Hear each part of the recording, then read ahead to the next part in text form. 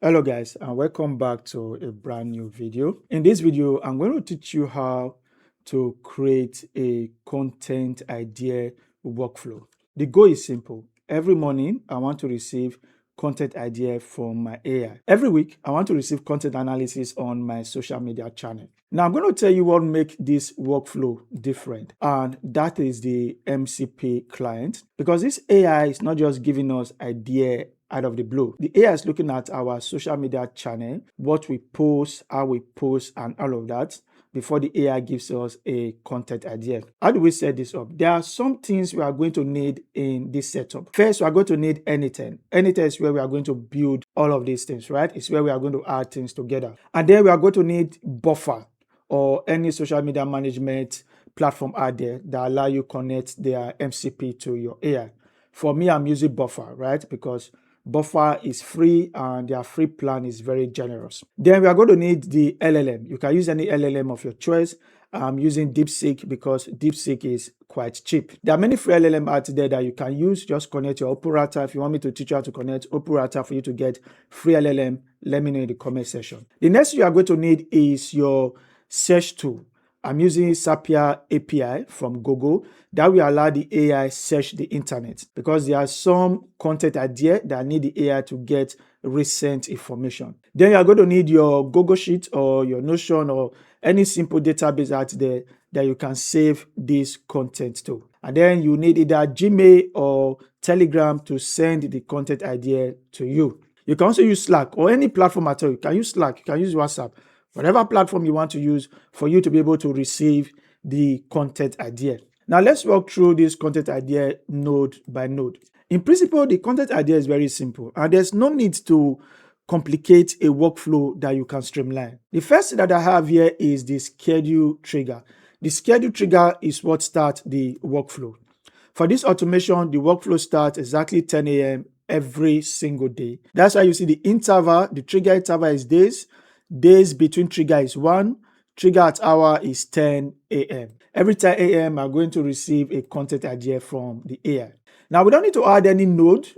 We don't need to add any node before the AI. We can add everything as a tool because we're not really adding a lot of tool right here. The first thing that we have here is the LLM, as I said, is DeepSeek. If we go into the prompt, we have the prompt message here telling the AI what to do. I added the date because the AI do not have current date. You have to always add a date, and that's why you see that the date is in JSON. The date is in JSON so that it will be dynamic. And to get the date, I got it from the schedule trigger. The schedule trigger always have current date. Now, the next that we have here is the system prompt, and this system prompt is a bit long. You might want to avoid a very long system prompt like this. But yeah, what we have here is a system prompt explaining to the AI what we do and how we want to receive the content. Now, you can always have a fallback model and make your fallback model ChatGPT or Claude, right? A fallback model is basically a plan B model. In case DeepSeek fail, you have another model that will take over from DeepSeek. In this particular workflow, I would really love require specific output format, but whenever I use this, the AI always misbehave. So I like to move that to the next AI. What we have here is our MCP, and to get this MCP, you go to Buffer, just search for Buffer MCP, open the Buffer MCP. Let me come down a bit. You are going to see down here, the Buffer MCP. When you click on the Buffer MCP, it's going to ask you for your API key. Now, you're going to put your API key here for you to be able to get your MCP. To get the API key, you just click on Get API Key. When you click on Get API Key, it's going to tell you to sign in. You sign in with your Buffer account. This video is not about connecting your Buffer. It's very easy to sign in with your Buffer account. You sign in with the Buffer account, and then you connect your social media account to Buffer. You can connect a maximum of 3 social media accounts in the free plan. So when you're in this place, you are going to click on New Keys. You click on New Keys. Please do not show your key outside. Do not show your key to anyone. It's a personal key. When you click on the key, you are going to copy it here. After you copy it, you go back to this MCP page and then you paste the key here. When you paste the key here, this place is going to change. Okay, it's going to change. This place here, this authorized header is going to change because this bearer require your API key to give you a unique bearer password or unique bearer key. Then you go back to your n8n, you open the MCP client. To connect MCP client to your AI, you just click on tools and then you search for MCP. You see the MCP client 2 here. There are different platforms here and they are MCP, but if your platform is not included, you just click on the MCP client 2. When you open the MCP client 2, you are going to paste in the endpoint here. To get the endpoint, this is the endpoint, the server URL that you have on the MCP website. This is the endpoint here. You copy that endpoint and paste it here. You change the authentication to header auth. You just click here, change it to header auth. And then you can name it here. And then for the credential header auth, you can change the name here. This is buffer MCP for my photography page because I have different buffer accounts. Then you can come here, create new credential. The name is going to be authorization. This is the name here. This word authorization, you copy it, you paste it here. The value is going to be from the bearer. Don't copy the authorization and the bearer together.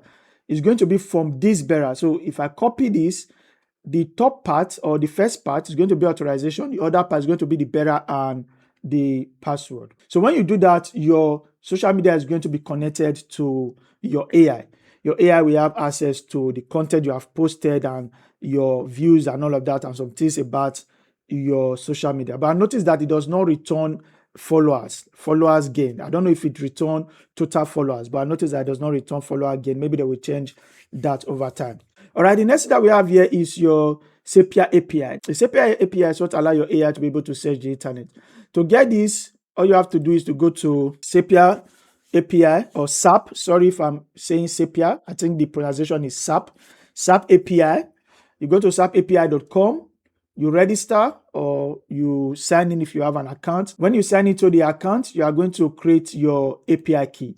You come back here, you come back to n8n, you are going to give your tool a description so that the AI will know what it's using this tool for. Then you are going to put the endpoint here. The method is get. This is the endpoint, sepia.com/search. You are going to send a query. In the query, there's API key. You are going to put your API key here.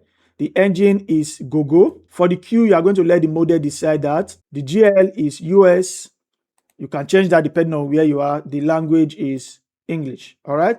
So you're going to send all this query depending on your country and what you want. I will leave the Q to be determined by the model because this is what determines what you are searching about. So let the model decide that. Basically, the AI will decide what to search about. The next tool that I have here is book tools. The reason I have this is because I create book content, right? And I want the AI to give me ideas on book content. But I want the AI to give me book content on books that I've read. I don't want the AI to give me generic book content. So in my Google Sheet, I created a new sheet called books. In that sheet, you have the author and the book title. So before the AI gives me any content idea, the AI will go through the books I've read and try to relate it with the kind of content that I post. And then you have the Google Sheet rule here.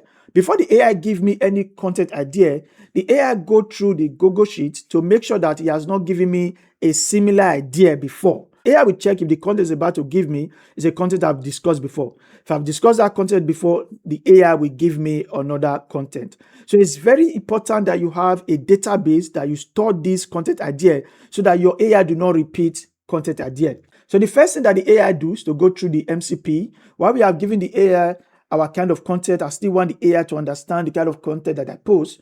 So the AI goes through the MCP to get that information. And then go to the database to check if I've created any content it's about to give me. Use the search tool if necessary, maybe to check for news and recent trend. And then when the AI is done, the AI will give me the content idea. Now, as I said at the beginning, this AI is supposed to give me a structured output because I want to save those content ideas in my Google Sheet. But I noticed that when you use AI agent, the structured output, sometimes it misbehaves. It's better to use a basic LLM chain when you are trying to output a structure. If you don't know what a structured output is, let me show you how that will look like. This I want the AI to output the content in order for me to map it to my Google Sheet. So that's the first AI. Now, this is the second AI. I noticed that because of the tool and the information that this AI was having, the AI was adding some comments. Even when I wrote in the system prompt that I don't want those comments, the AI was still adding those comments, right? So what this other basic LLM is doing is taking the output from the AI agent and cleaning it up and giving me a specific output. That's why I toggled on this required specific output. When you toggle on the required specific output, you are going to set up the structured output paster. I'm still using DeepSeek for this. And then you give the AI example of what you want. All right. So when this AI do its job, I'm going to put the content idea in the Google Sheet. This is the current date. This is the main headline of the content idea. And this is the summary. All right. When I'm done with that, I'll just take that message and send it to myself, right? Send the message to myself, and then I will get the content idea. It's easy for you to structure it because you told the AI to give you a specific output.